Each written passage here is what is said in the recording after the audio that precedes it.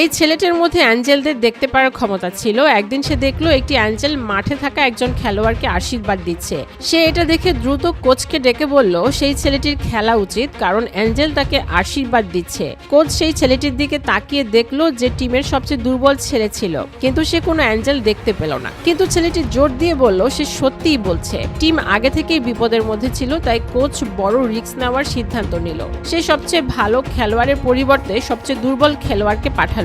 Audience এতে ঠাট্টা করতে লাগলো আর কমেন্টেটর এটাকে বোকামি বলল। ম্যাচ শুরু হতেই প্রথম বল নতুন খেলোয়াড়ের দিকে আসলো, কিন্তু সে মিস করলো। দ্বিতীয় বল মারার পর একই ঘটনা ঘটলো। তখন কোচের রাগ বাড়তে লাগলো, কিন্তু ঠিক তখনই ছেলেটি অদ্ভুত দৃশ্য দেখলো। একটি সোনালী রঙের অ্যাঞ্জেল উড়ে এসে বলকে ধরে খেলোয়াড়ের সামনে এনে দেয়। এতে সে পুরো শক্তি দিয়ে বলকে শট মারলো। বল এত দ্রুত ঘুরছিল যে বিপক্ষ টিম সেটা ধরতেই পারছিল না। এই সুযোগে খেলোয়াড়টি গোলের দিকে ছুটতে থাকে। যতক্ষণে তারা বলটিকে ধরলো সে প্রথম গোল করে ফেলেছিল। পুরো অডিয়েন্স অবাক হয়ে গেল। ম্যাচের সবচেয়ে দুর্বল খেলোয়াড় ম্যাচ শেষে হিরো হয়ে গেল।